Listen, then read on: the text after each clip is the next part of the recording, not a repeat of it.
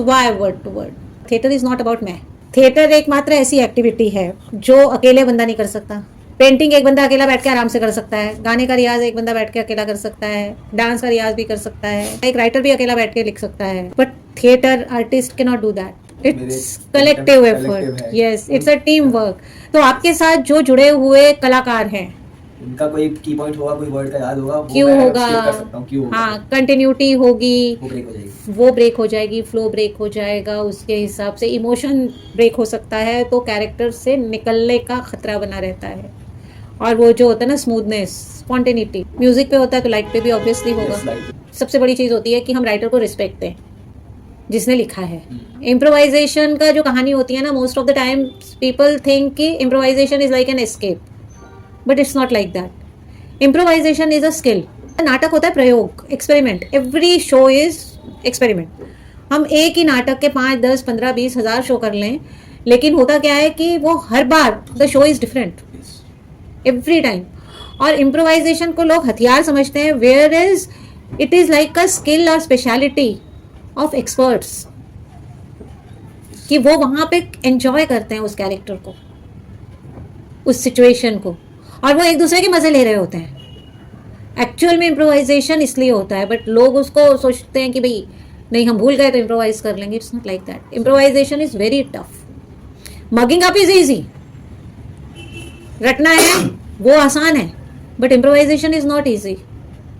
इसलिए नाटक को इम्प्रोवाइजेशन के सहारे पर छोड़ना समझदारी नहीं है ना। इसलिए word to word is necessary. वो सबसे आसान सीढ़ी है और उसी से चलना है।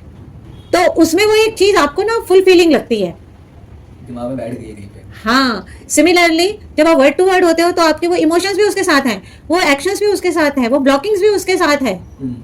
एक चीज नहीं है वर्ड टू वर्ड में। वो जो कोरियोग्राफी होती है, जिसे हम नाटक की भाषा में ब्लॉकिंग बोलते हैं, दैट इज ऑल्सो देयर। वो सब आपको वैसा ही याद आता है। आपका अपने आप ना बगैर जाने, मतलब एफर्टलेसली, अगर आपको एक हाथ से, सीधे हाथ से कोई पेपर उठाना है, उल्टे हाथ से कुछ रखना है, सीधा पैर लेके आगे जाना है, उल्टा लेके जाना है, बैठना है, खड़े होना है, आप वो बिल्कुल उसी उसमें करना शुरू करते हो, रिदम में। आपका रिदम डिस्टर्ब नहीं होता। जब रिदम डिस्टर्ब नहीं होता तो कैरेक्टर में ही बना रहता है इंसान, तभी आप एंजॉय कर सकते हो। And when you will enjoy, audience, you will make audience enjoy the play. Theatre में एक्टिंग जो है वो बहुत छोटा हिस्सा है। What do you understand by it? Theatre person चाहिए यहाँ पर, हर एक को बिल्कुल सिमटे हुए नहीं चाहिए। यहाँ पे आपको जहाँ फिट करा जाएगा वहां आपको फिट होना है, बट जो भी वो करे वो एंजॉय करके करे और कन्विंसिंगली करे। मतलब when you are on stage, others will support you. When you are not on stage, you will have to support others, the whole team, because we have to work as a team. Theatre से बढ़िया ना team work कहीं नहीं है। It's about the success of your show. Audience is part of that, because audience are also playing role.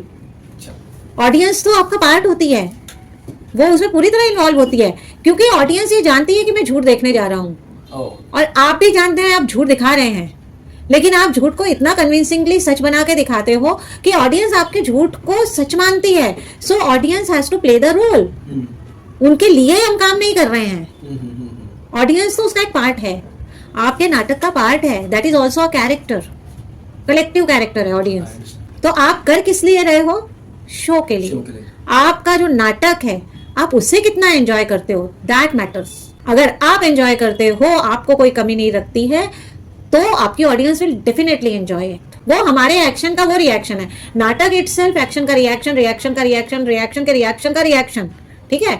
और audience जो है वो हमारा रिएक्शन है, और उन्हीं के रिएक्शन का हम अगेन रिएक्शन है। ये कैसे?